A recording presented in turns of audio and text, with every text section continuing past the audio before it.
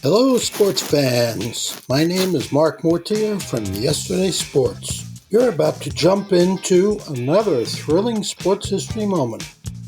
But first, let's dive into today's sponsor, just in time for the holiday season. Introducing Art of Words, the brainchild of word artist Dan Duffy from Philadelphia.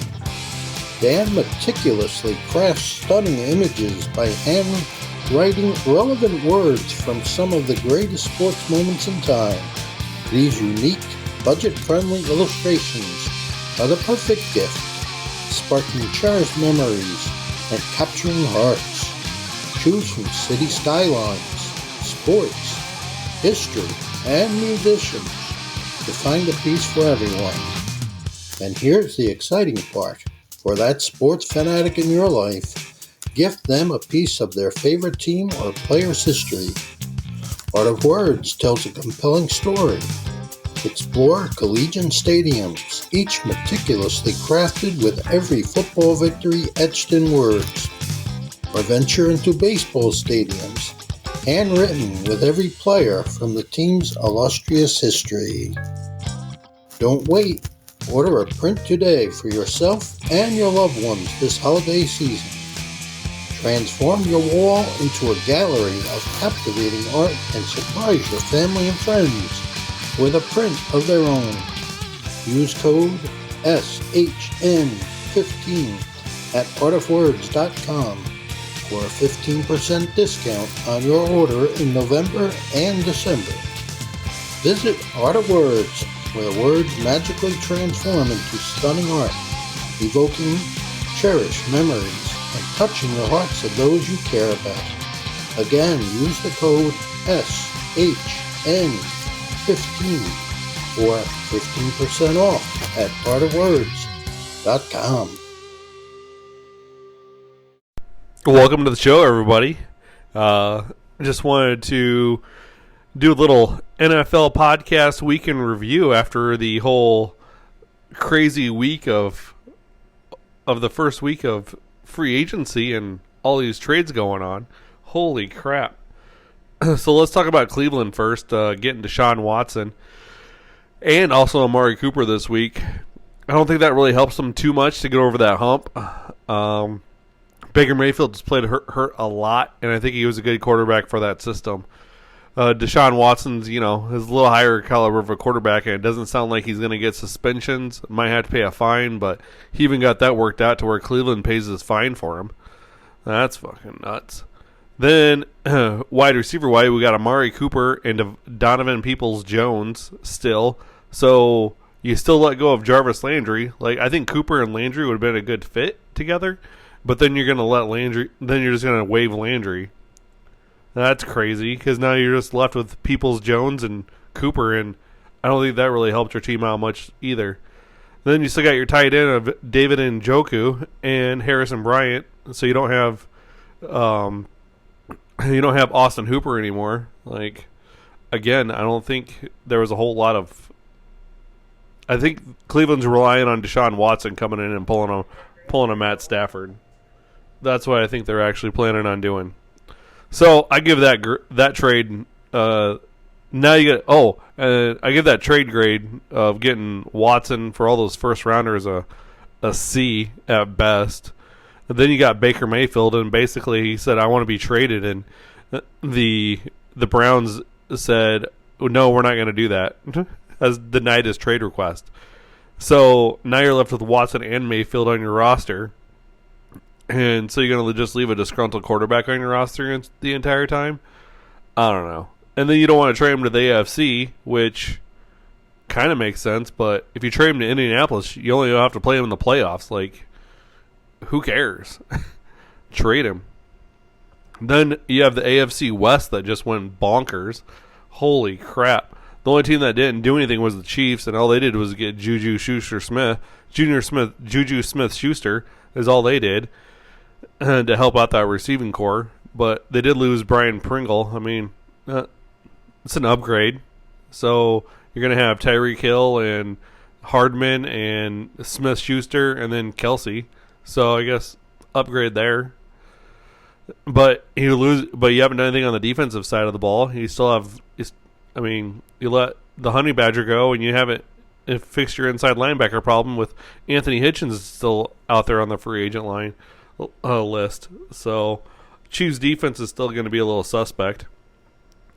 You got the Chargers who are like, yeah, we got a pretty good offense, so we're just going to go out there and get Khalil Mack and fleece the freaking Bears. I mean, how the Bears going to give up a first round pick and a few other picks for Khalil Mack, and then when the Chargers come knocking on your door, you're just going to give them away for a fifth and a sixth? What kind of crap is that? Whoever thought that trade was going to be a good idea is not there. And then you got Bosa right there with them. So you got Mack and Bosa. They're just going to, rush in. So you got pass rushers. I still don't think you have a really good back end secondary. So again, you upgraded to one position, but you're still hurting in others, and you haven't got solved that problem yet. Then you got the Broncos. Got the Broncos going out there and getting Russell Wilson. Like, okay, cool. I'm proud of you. What do you get Russell Wilson, guys? But who's he going to throw the ball to? I mean, I've already said this once before. Jerry Jeudy, Cortland Sutton's not Tyler Lockett and DK Metcalf. Like, he doesn't have anybody to throw the ball to. But hey, they actually did get some defensive help by getting Randy Gregory, who stiffed the Cowboys, all because of language in a contract. I guess when you get suspended by the league for smoking weed, you kind of look at that contract language pretty seriously. So good for him though. I mean, when do you go get that $70 million from the Broncos? Speaking of a Bronco, former Bronco Von Miller gets a 6-year, $120 million from the Buffalo Bills. Excuse me, Buffalo, but just what were you thinking there? Dude's 32 years old. Yeah, I get it. It could be voided after 3 years, but you're gonna pay the man still $59 million for 3 years, and he wasn't even the best rusher on the Rams last year. And you can find that out when I broke down the Super Bowl preview, crying out loud. Like, I had some guy on Twitter trying to tell me how great Von Miller is, and I'm just like, bro, have you looked at his stats? Like, no, he's not that good. Thank you very much. I mean, he's not Von Miller of like 27-year-old Von Miller. You're getting 33-year-old Von Miller. Let me tell you, there's a huge difference. Homie's only got, he had 9.5 sacks with the Rams and the Broncos last year, but still, I mean, you're getting him at 33, and you're going to pay him till he's 36. Like, legit, pay him till he's 36. Who does that? Apparently, if you're Buffalo Bills, that's what you do. I mean, they have a really good secondary, so yeah, and then you also got to try to get that front end locked down, but Von Miller is not your guy to do that. Like, spread that money around, get some like depth up there.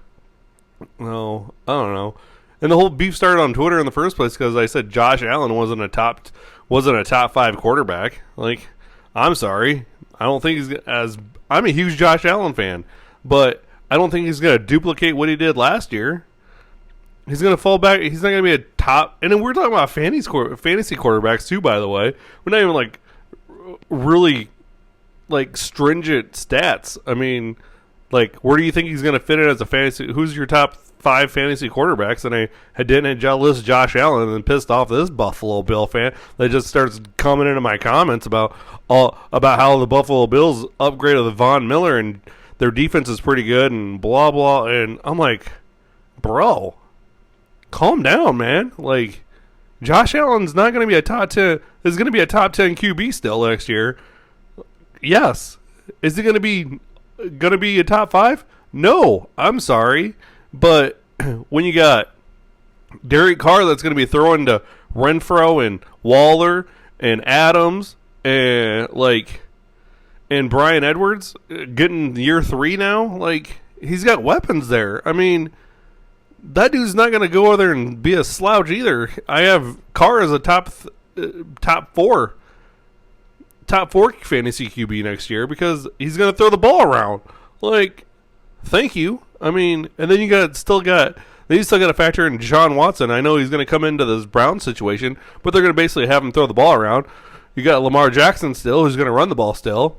I mean, He's still got Mahomes. You got Aaron Rodgers that's going to throw the ball around, even though he's got no wide receivers. So, like, I don't know where this guy was coming from, but apparently he's a huge Bills fan. So I found that out. So back to now. Let's get to the Raiders of this AFC West, because the Raiders like defense. Shit, we got defense. We're gonna bring in Chandler Jones. We'll bring in Brandon Bolden. We're gonna bring in Rocky Yassin. We're gonna beef up that defense a little bit. We're gonna release Nassib. We're gonna release Littleton. We're gonna get rid of Kowalski. So yeah. But hey, guess what we're gonna do? We're gonna bring in the best wide receiver in the league, in Devontae Adams, to play with our quarterback, who just happened to be who have to be his college football coach or football QB as well. So, if you want to see a really good team, go watch that Fresno State 2013 team. Like, that team was legit good. And now you got Josh McDaniels, who's an offensive mind like crazy, and definitely I'm pretty sure he learned his lessons from being the whole Tim Tebow experience there in Denver to become your head coach. And as much as I don't like Josh McDaniels, I sure do like him now. I don't like Dave Ziegler either till now. I mean, they're Raiders. Heck yeah, once you become black and silver and black, you never go back, son. So Raiders going to light up the scoreboard next year. I don't care what y'all say. Derek Carr is going to be right there flinging the ball around. Guess what? His average yards per reception just went from 6.9 yards to 8.3. And then you got Mr. First Down and Renfro, like third and Renfro. Here we go. I mean, Waller, hopefully he gets healthy and he can stretch the field out too. Like, that AFC West is going to be wide open, but the Raiders are going to take it. The Raiders are going to win that division. The Chiefs are going to fall back a little bit because they already started to this year. They haven't boosted up their defense. The Chargers boosted up their defense, but with Khalil Mack, but haven't really solved anything else. The Broncos just got Russell Wilson, and everybody thought that's just going to take the cake. And I'm sorry, but that's not what's going to happen. All right. So the Mr. Raiders and Al Davis is going to be walking in, or Mark Davis is going to be start walking into the owners' meetings like Frazier, like Cosmo Kramer on Seinfeld's walking around in a pimp suit all over New York. So that's going to be great. And I have yet to figure out what the heck's going on with these Dolphins and their situation. I mean, yeah, Stephen Ross has got a new coach, but you have a running back already on Myles Gaskin, right? I mean, that's your running back. And then you're going to bring in Raheem Mostert, which I understand McDaniel's bringing in. I understand, new head coach bringing him in because that's what he's going to do. Like, he wants a guy that knows his system. Okay. But you still have Gaskin, who's easily a top 20 running back. And then, so you got Raheem Mostert coming in. And then you're also going to bring in Chase Edmonds. Like, where were the Arizona Cardinals on keeping Chase Edmonds? Like, they don't have a running back at the time because I think even Connor's a free agent right now. So where are you going to put all these running backs there? Miami? I mean, your running backs room can't be that big, right? I'm sure it's not. And then you already had Ahmed there, and you already had Malcolm Brown. Like, that running backs room is pretty damn full, and you don't have any wide receivers. So let me know when you get some wideouts, because that really helped too, more than 14 running backs. Next up is we're going to talk about Green Bay real quick. I mean, what the Packers do. Like, oh, hey, we brought Aaron Rodgers. We talked Aaron Rodgers to coming back for another 3 years at $151 million. But then Devontae Adams says, yeah, I ain't signing that franchise tag. And then the Raiders like, hey, we'll give you a first and second round pick this year. And they're like, all right, sounds good to me. I'll take that since Adams isn't going to play with us anymore. Like, the Raiders just fleeced the Packers just as much as the Chargers fleeced the Bears in that Devontae Adams deal. Like, what were they thinking? And you give up the best wide receiver in the league for a first round and a second round, which equals only to being the 13th pick in the draft anyway, if you add the two together. Like, as a Raiders fan, I'm going to take it. I'm going to love it, Devontae Adams as a Raider for the next 3 years at least, because he can opt out in 3 years. But Hey, then looking at his contract, he gets a $20 million roster bonus next year. So he's only making $3 million base salary this year. So, I mean, that's pretty dirt cheap to me. And the Packers, who are you going to throw the ball to? Alan Lazard? Valdez Scantling? Like, those guys drop balls worse than stone hands on unnecessary roughness, for crying out loud. Or unnecessary roughness. You know, the movie from the 90s with Scott Balky, with Scott Sinbad and Kathy Ireland, you know, about the North Dallas college squad. Yeah. If you haven't seen that movie, you should really check it out. It's really freaking good. And it's funny. And then you got Jacksonville. Okay. So last team we're going to talk about today on this little 15-minute rant that I got going on is the Jacksonville Jaguars. Here's a team that was like, yeah, you know, we got Senior Urban Meyer here, and he didn't really work out too well. So we're going to bring in Doug Peterson now, and we're going to bring in Trent Baalke as our head coach and GM. And then we got Trevor Lawrence here.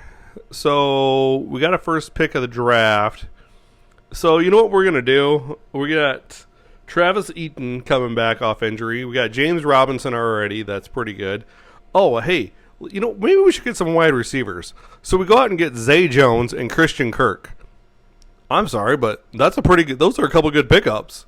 Like, that team's, we throw Christian Kirk out there, who is probably one of the best slot receivers this year, right behind Hunter Renfrow.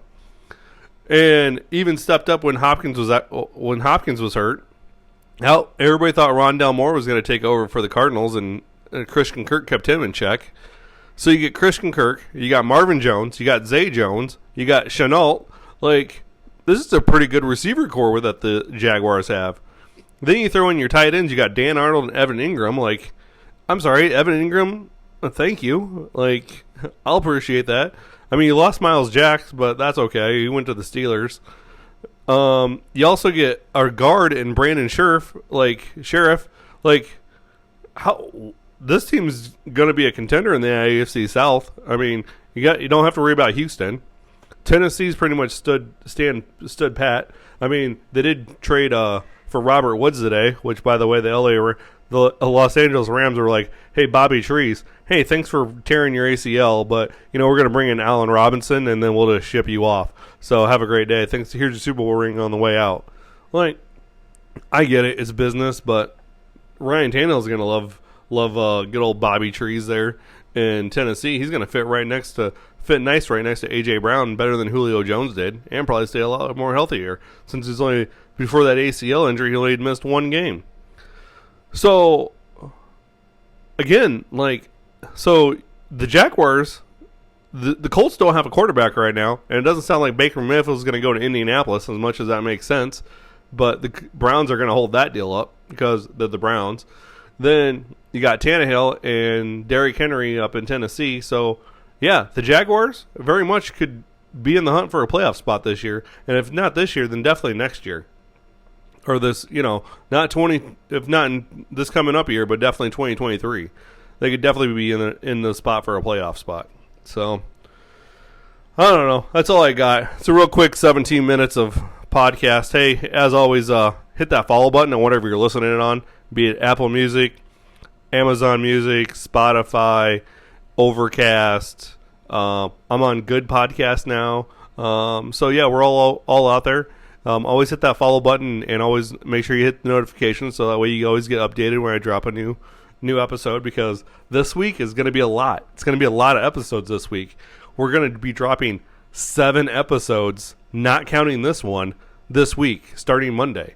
It's going to be all Major League Baseball, so I'm pretty sure all my non-baseball fans are going to be like, you know, we're going to tune that out. But you shouldn't tune that out at all. Baseball is a very popular sport within this country, and I understand that there was a lockout, and I understand that pissed some of you guys off, and you guys want to try to blame the players for the owners being greedy, but that's the way it is, okay? The owners are greedy little bastards. That's all there is to it, okay? The players are just trying to get a bigger chunk of the pie. Let them have their big chunk of the pie once in a while, all right? Let's just can't we all just sing Kumbaya around a bonfire and get along? I mean, wouldn't that be nice if owners and players got along for more than 5 years every time there's a CBA that's up? That'd be awesome. So follow me on Twitter, one guy with a mic. Follow me on TikTok, one guy with a mic. Last time I checked before I let this out, I was 175 followers short on TikTok of getting 1,000. So you know what the rule is on that. Whoever follows me on TikTok and Twitter, the first live we do, we're getting shout outs to everybody. I don't care if I'm shouting out 200 names, bro, y'all getting a shout out. As always, find me on my website at anchor.fm/Chads-Kane3.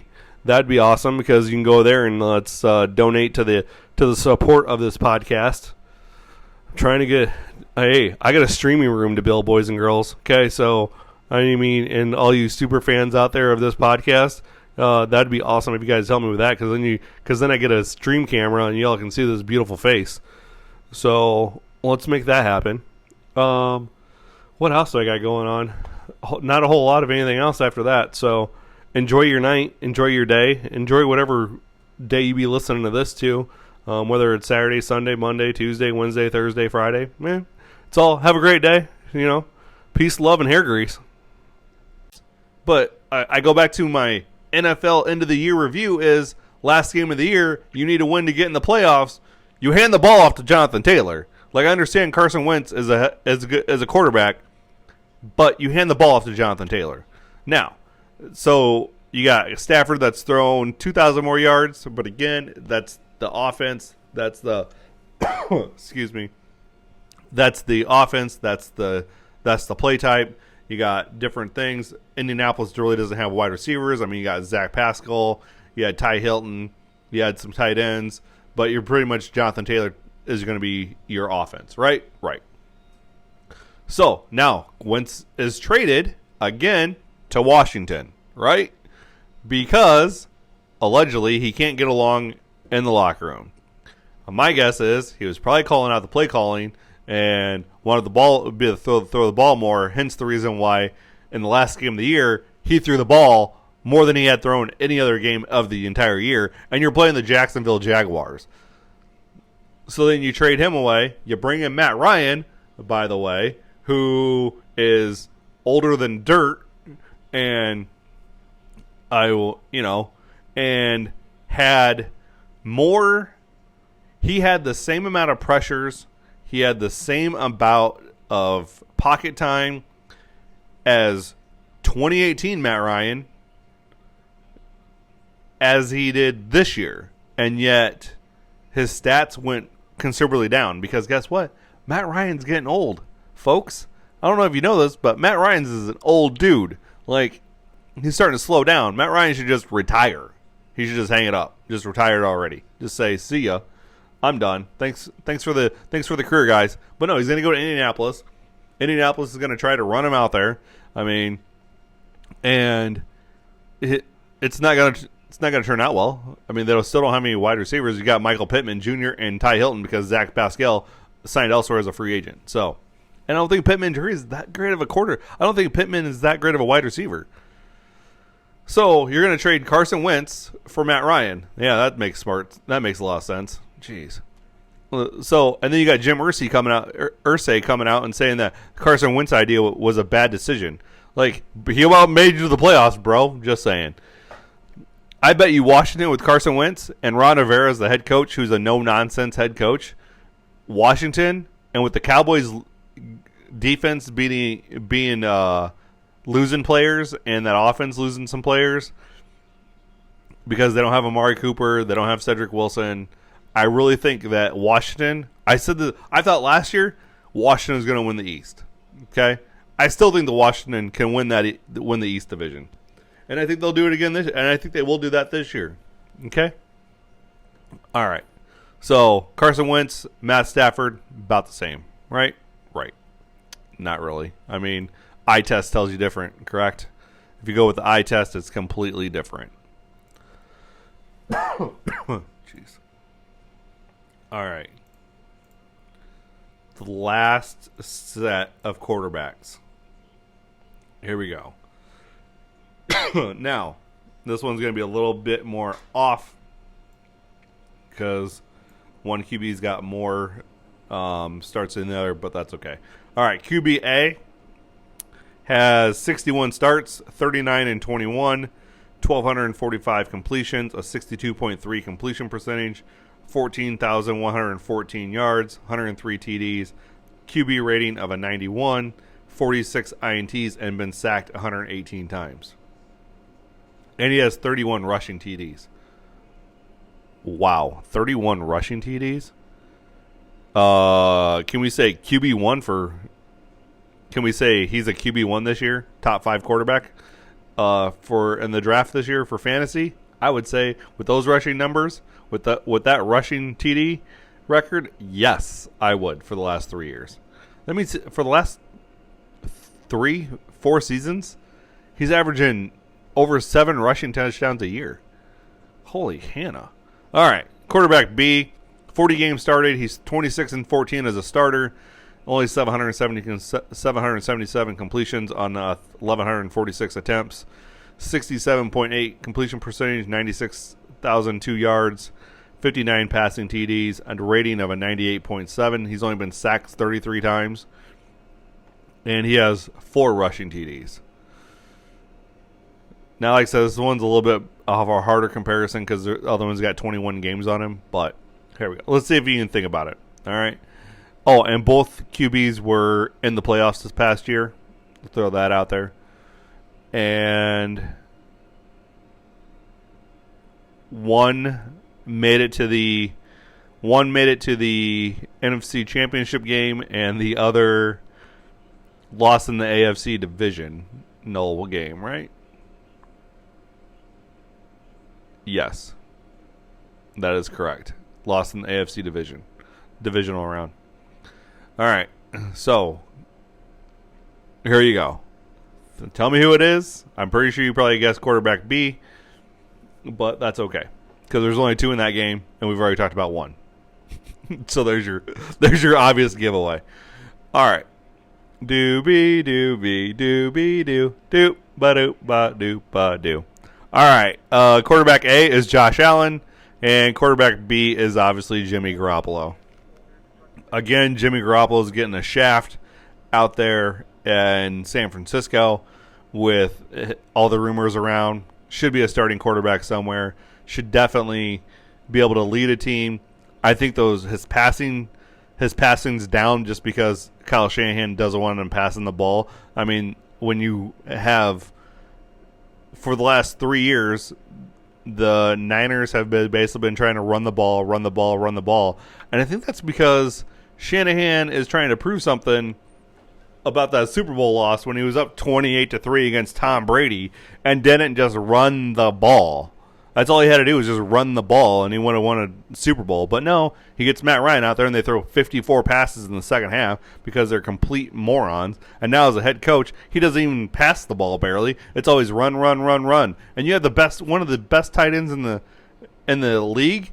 And then you have Deebo Samuel, and you have Brandon Ayuk. Like, come on, people. Like, and Jimmy Garoppolo is a good quarterback. Like, jeez. But note on Josh Allen, I don't have him finishing as the top 5 quarterback this year because I think that Mahomes and Rodgers and Derek Carr and Lamar Jackson and maybe top 5. Yeah, I don't think Russell Wilson makes top 5. So, yeah, we'll throw Josh Allen as... Yeah, I'd say Josh Allen finishes at number 5 in the QBs. So, definitely think he should be the first quarterback off the board in your draft. And also definitely think that he should finish as a top 5 QB, especially if he continues to get the rushing touchdowns that he's been getting lately this last 3 years. If he continues that 7 pace, I mean, that's an extra, 42 points right there? Yeah, 6 points for a touchdown, 42 points right there. Then he's averaging about 24 passing touchdowns a year. So to only almost around 12 INTs. Yeah, I would say make Josh Allen that first QB off the board. I wouldn't take him in the first round, folks. Do not take Josh Allen in the first round. Okay? Take him in the second. Be smart, people. You go running back first round is what you go. Unless you're in a PPR league, then you go wide receiver. But you do not go quarterback first pick. All right? All you freaking noobs out there that need fantasy advice, wait till the summer because we're going to have a huge fantasy breakdown of all the positions, and it's going to be grand. Okay? So, Jimmy Garoppolo is getting screwed over in San Francisco. I don't think, and he's had surgery done, so he's not going to be ready till training camp. And what are you going to do? Trade him mid-season? I don't think that pulls off. I think you're going to keep. I don't think Mayfield gets traded at any time, and I don't think Garoppolo gets traded at any point in time either. Just saying. And that's going to suck for both those guys because they both should be starting QBs in the NFL.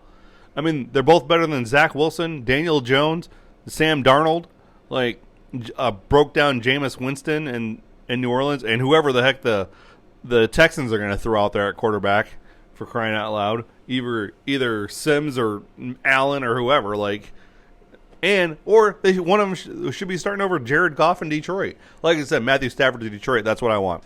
I want Matthew Stafford in the D, baby. That's what I want. I want him and Dan Campbell to get together and just run that NFC North. Because again, a pissed off Baker Mayfield is going to be magical. All right. So, what else we got about my NFL rant? My Raiders, folks, are winning the AFC West. Hands down. We won the offseason. We're winning the AFC West. Why do I say we're going to win that? Hey, one guy. The Chiefs still have Patrick Mahomes. Yeah, but he's throwing to Juju Smith-Schuster, and MVS. Give me a break. Who's going to throw the ball to mostly anyways? Kelsey. Come on. Oh, and if the Raiders get Mathau, and Gilmore, which they still have money to do, they still can afford to get both. That secondary is going to be unbelievable. The Raiders have made the most moves on both sides of the ball more than anybody else in the league.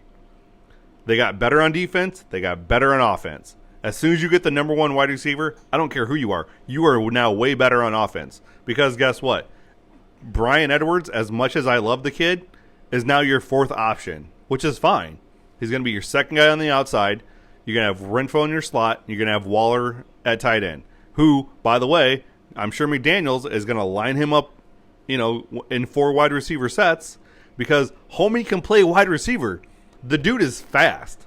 And then you got running backs of Josh Jacobs and Kenyon Drake. That's a two-headed monster in that backfield. People don't understand. And then Derek Carr has only improved every year. Now it's a new system, everything else, but Derek Carr is a smart cat. He will get it figured out. He'll get it done. So, Raiders are winning the West. Mark it down. Put money on it. Send it to the bookies. All right. Man. And then, we can't. Let's finish up with the big news of the day or of the week. Tom Brady decides to come out of retirement. Bruce Arians decides to go to the front office so that way Todd Bowles can become head coach. Awesome move on his part. Bruce Arians, that was, I understand Brady not coming back. I understand Brady retired. Then you don't make that move because you don't want to give one of your coordinators, either Bowles or Leftwich, you don't want to give either one of them a bad team to have that to really get whitewashed again in the NFL by those guys. The same thing, because Bowles up in New York. Bowles was a good coach, is a good head coach. He just had a crappy Jets team. I think Byron Leftwich should be a head coach somewhere. For real, a great offensive coordinator. So I think with those two continuing to be head coach and offensive coordinator, it's going to be huge. Let's see what the Buccaneers do. They got Godwin, they got Evans, they got Russell Gage now. And Russell Gage is going to be a way better slot receiver than Antonio Brown was. So, yeah, I think that Tampa Bay team is going to win the NFC South because you got the Panthers, you got the Falcons, and you got the Saints. And you have the Falcons with Mariota as the quarterback right now, and you have the Saints with a broke-down Winston and a backup is Taysom Hill. And then you got Carolina with Sam Darnold. Your best player is McCaffrey, and that's if he doesn't get hurt. Come on, people. So, yeah, I think the Buccaneers win that South. Tom Brady, he's just I really miss football, folks. Guess I'm not really going to give it up. I got home and, dealing with trying to do math homework is way harder than trying to read defenses, even though Tom Brady's a smart guy. So, I mean, he hasn't been in the league for 23 years for nothing, right? And still playing at the ripe old age of 44, 43, 44, whatever. So, yeah. And he had his best year ever last year and doesn't win MVP. It goes to Aaron Rodgers, who can't get out of the playoffs. Here's what that says about me, by the way. Devonta Adams leaving Aaron Rodgers is just you know what, bro? I'm just fed up with you. I'm fed up with your retirement talk. I'm fed up that you're not committed. I'm fed up to the fact that you just took all this money and now the Packers can't pay me and want to give me the franchise tag. You know what, man? I'm going to go play with my boy, DC, out in Vegas on my boyhood team, the Raiders. Tells you a lot about Aaron Rodgers' character right there and how he's perceived. Adams, even Adams wouldn't even go to bat with him over the whole vaccine issue last year. So I think last year is basically what separated, Adams and Rodgers. We're all right, we're going to do this on the field, but I am not talking to you outside of here. I think they just had a falling out after Aaron Rodgers was having his little bitch fest last year, a little wine fest about, I don't like the Packers and how they're treating me. They went out and got another quarterback in Jordan Love, and let's see how they do without me. And I'm just going to go cry on the Pat McAfee show and show everybody my real man tears and just say I enjoy life outside of football and blah, blah, blah. And oh my gosh, you want to talk about a prima donna? Aaron Rodgers is the biggest prima donna quarterback there is in the league. Puts himself above the team every time. Then he can't go out there and win a playoff game, and he's won one championship. Let's think about this. He puts up really good in-season numbers, but then loses in the playoffs.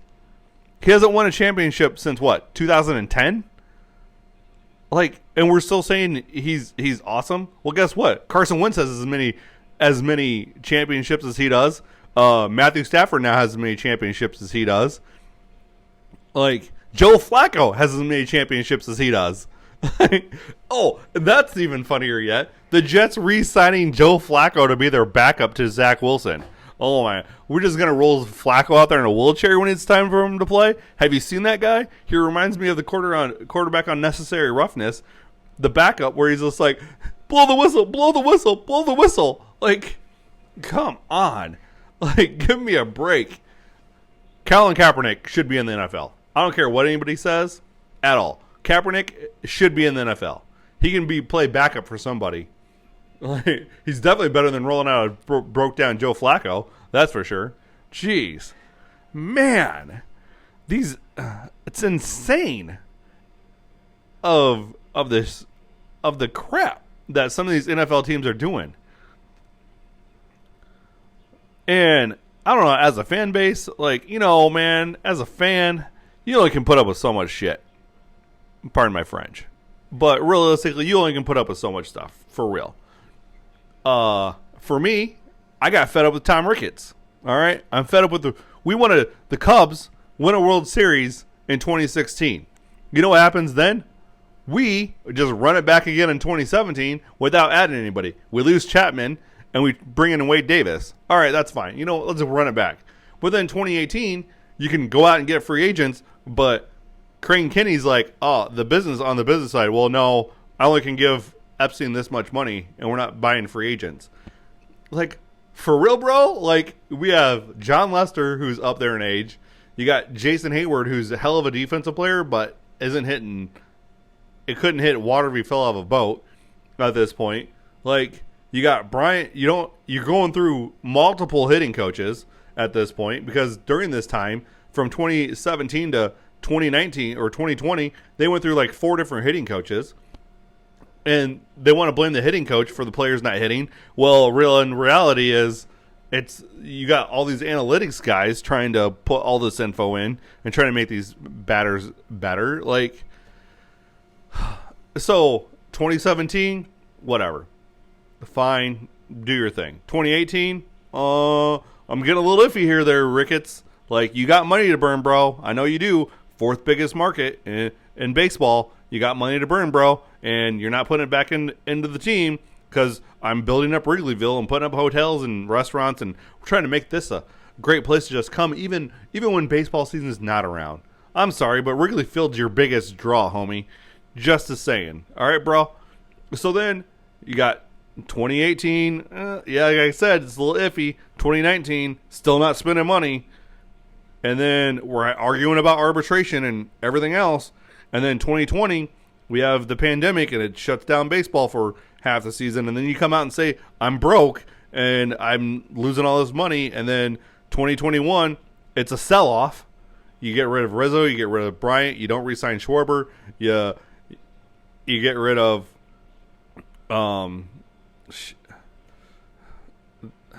they got rid of one more. Rizzo. Oh, Bryant. Yeah, that's right. Jeez. Duh. You're special there, Chad. Couldn't think of Chris Bryant for crying out loud. So you get Chris Bryant. So then you got rid of Chris Bryant as well. Like, those were your 5 core guys, right? Schwarber, Baez, Rizzo, Bryant. 4 of the 5 anyways. Okay? Because your 5th is Contreras, which you're still keeping, but he asked for $10 million. You're only offering him $9 million. You go to arbitration, and now you're not even going to extend him this year, most likely. So then you're either going to trade him mid-season, or he's going to walk at the end of the year. So, and then you're still complaining about how you don't have money. And I'm like, really, bro? All the while, the Chelsea Football Club over in England's up for sale. So him and a Chicago billionaire are over there trying to buy it for $4 billion. $4 billion. But we can't invest into the baseball team. So people ask me, who's your favorite baseball team? I'm like, which one? Because I'm diehard Cubs. Everybody knows this. Everybody knows I'm a diehard Cubs fan. I ride or die with those Cubs. But right now, I am sick of the Ricketts family and how they're running this team. It's like they win one world championship, and all of a sudden, we can just start running around like we're a small market team when we're not. Like, you started your own channel in 2019 because that was one of the reasons why you couldn't sign free agents. It's because you didn't have enough money since you started your own TV station in the Marquee Network, which then is charging people in Chicago $5. Every user in Chicago of cable pays $5 for that channel into their TV bill, no matter who it is. Now, I understand Sinclair Broadcasting is the one behind it. I get that. I get there's dynamics, whatnot, and I understand like you're not going to get all that $5 because it's got to go to the cable provider. It's got to go to Sinclair Broadcasting since they're doing it, and then you get whatever. Okay, but then you get the ad revenue off that as well. The ad revenue isn't split between the cable provider. No, the ad revenue is split between you and Sinclair Broadcasting. Now, if we just say 50-50, so if we just say 50, the first year is a 50-50 split, which most likely it is. Most likely the first 3 years it's 50-50. Okay? Ad revenue is split 50-50. All right? So you get $5. Let's just break it down into thirds. So you got $5, right? Or let's just say $5.10 because we're just going to, that way it's even. So you get $1.70. The Cubs get $1.70 for every subscriber that is the cable. All right? Now, what is the Chicagoland area? What, like, I don't know, about 10 million people maybe? And just that's counting all that's not just Chicago proper. That's like all the area around it, probably about 10 million people in the greater Chicagoland area. Then you probably extend it out a little bit. So, I mean, I would say what? I don't know. Let's just say 10 million people altogether subscribe, blah, blah, blah. Okay? So, at $1.70, let's a little quick a little quick math here. We got $1.70, right? And we're gonna take it times, and you know what? And probably, with even 10 million people around there, we're probably still not even like gonna talk about 10 million people at all that have cable subscribers. So let's say, I don't know, we'll say 3/4 of them have cable. So 7.5 million, right? So 7,500,000 people. Okay, that is $12,750,000 that you get off of 1 year, or actually, that's what you get per month. By the way, per month, right? Let's see. Let's find out exactly how many people live in the Chicagoland area. Okay, I'm taking a guess it's 10 million, but let's find out.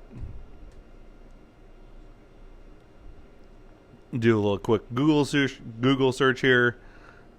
Quickest way to get it done. Let's see.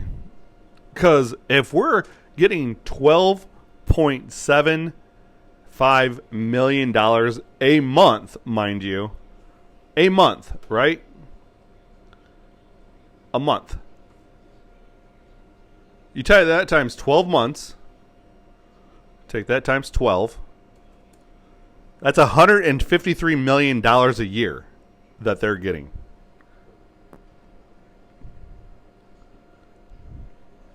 Right? Right.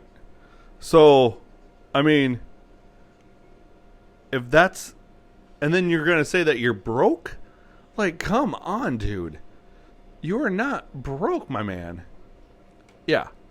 So, I don't know. My Google's not working right now. It's kind of a BS thing.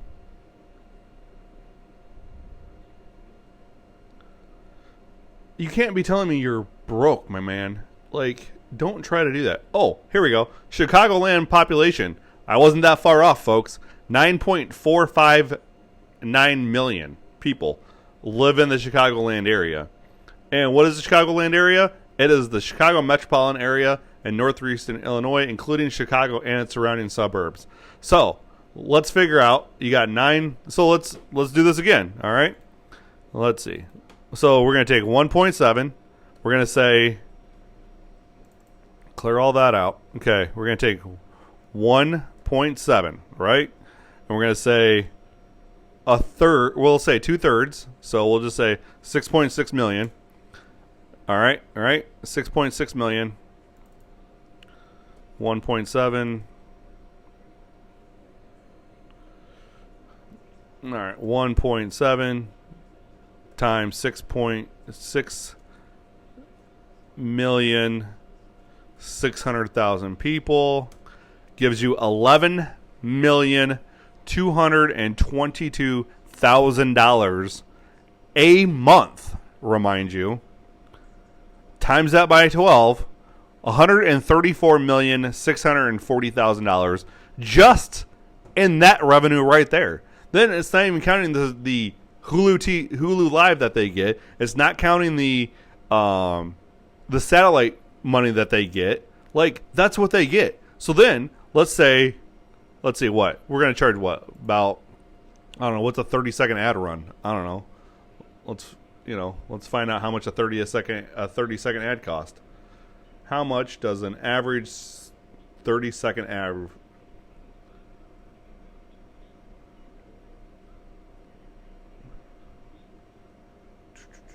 If I could spell, that'd be great.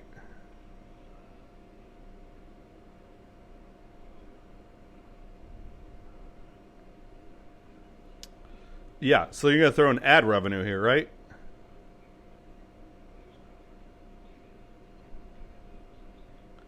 So, and mind you, they get to play this all year long. Okay, so about, let's see, the average cost of a 30-second commercial on a national network is about $104,000, right? Okay, so if we do that, so let's see. So, yeah. So let's just say $50,000. We'll go on the low end, okay? We'll go on the low end. That they pay $50,000 to get ran on the network. Okay, so you take 50,000. Well, it's easy. So you take 25. So per ad, almost. I mean, I don't even think it's that much. I probably think, I don't know. Let's just say the 30-second ad cost, I don't know. It's not a national network, so let's say it costs about $4,000 or $5,000 to put an ad on the marquee network. Okay, you have 24 hours in a day.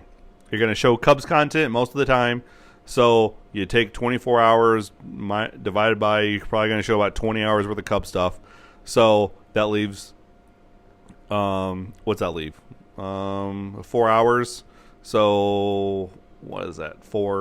8. That leaves about 8 30-second ads. I'm sure it's going to be more than that. But let's say, so that's another $40,000 in a day, roughly. We'll just say $5,000. 8 ads a day, ballpark. I mean, we're not even using true numbers here, folks. So then you take that times 365. That's another $14.6 million a year.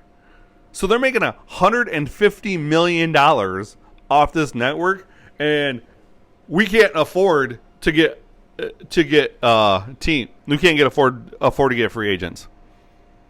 Hence the reason why I love my boy Joe Madden, and I love me some Mike Trout, because back when he came up, he's the younger version of Mickey Mantle. I love me some Ohtani, Joe Adell. I love Justin Upton, and I love Noah Syndergaard, Mr. Thor himself. So that's why when people say, who's your favorite team is, I go, my favorite team is the Chicago Cubs. Live and die with them. But I absolutely hate the Ricketts. So I can't watch the Cubs due to blackout restrictions, which is the stupidest rule in baseball ever has, is that I live 9 hours away from freaking Chicago, and I can't watch the Cubs. Even if I have MLB Network, pay for the MLB pass, still can't watch Chicago Cubs baseball. But guess what? I can watch the Angels all day, every single day. So I've rooted for the Angels for the last 3 years or 4. And realistically, I've loved the Angels since the 90s. That's my little, because of Chad Curtis, Tim Salmon, Jim Edmonds. Oh, you also had Garrett Anderson back there in the 90s as well. There we go. Oh, and Jim Abbott, too. By the way, got to see him pitch one time. Nice. Best thing ever, seeing him pitch. So, yeah. I root for the Angels, folks. Just saying. And I'm proud of it. So that's why I was a little biased, if you listen to the AL West, with the Angels winning the division. I think they can. Honestly, on paper, they definitely can. So when an owner says that they're going broke, they are not going broke. That is rule number 1 of sports. I'm going to pound that table. I'm going to die on that hill. Owners are not going broke in sports. People want to say, well, one day it's going to dry up. It's not ever going to dry up. Sorry for you. Sorry for your luck. But it's not going to happen. Okay? There's more value in a sports team than anything else pretty much in this world. And it's the only thing that keeps growing up in value because there's a limited number of professional sports teams. And it's going to continue to climb and climb and climb. So, on that note, hope you guys learned something today. Hope you guys take the info I've given you and put it to good use. I appreciate every single one of you. So, have a wonderful day. And we'll see you on this podcast next week. Shoot me your emails at oneguywithamic@gmail.com so I can give you some content that you really want to listen to. I mean, I know you want to listen to this content, but let's do that, okay? Also, follow me on Twitter at oneguywithamic. Follow me on TikTok at oneguywithamic. And follow me on Twitch at oneguywithamic sportscast. Okay? And go check out the merch shop that is open now. It's been a crazy week. I'm so glad it's done, but guess what? Next week's going to be the same craziness. I'm going to have a schedule up on Twitch of when I'm streaming, so everybody's able to do that, to find that as well. So make sure you drop the follow, ring the bell, where you listen to this podcast, when you follow me on Twitch, when you follow me on Twitter, and when you follow me on TikTok. Oh, find my YouTube channel as well. No content's up currently, but we will be getting content up. Okay. And as always, a big shout out to Super Sal and my cousin Richie. All right. Later, folks. Hey there, sports history fan. This is Arnie Chapman, a.k.a. the Football History Dude, and I wanted to thank you for stopping by to listen to another episode here on the Sports History Network. Our podcasters are passionate about uncovering and sharing sports stories from yesteryear. And if you didn't know it already, we have over 30 shows across the network covering all sorts of sports history topics. In fact, here's a glimpse into one of our awesome podcasts here on the network. The Pigskin Tales podcast is all about the lesser-known pro football players. Yes, there are stories about the ones we know, like Brad Tarkenton and Harold Red Grange. But have you ever heard of Ernie Nevers? How about Dave Osborne or even Grady Alderman? These men created their own path to the NFL. How did they do it? Listen to the Pigskin Tales podcast, now streaming on your favorite music platform. Go to pigskintales.com. How about that? I bet you're super hyped to go listen to that new podcast, right? Well, to learn about this show and all the other podcasts on the network, head over to sportshistorynetwork.com/podcast. Again, that's sportshistorynetwork.com/podcast. Head over there today to find your next favorite sports history podcast.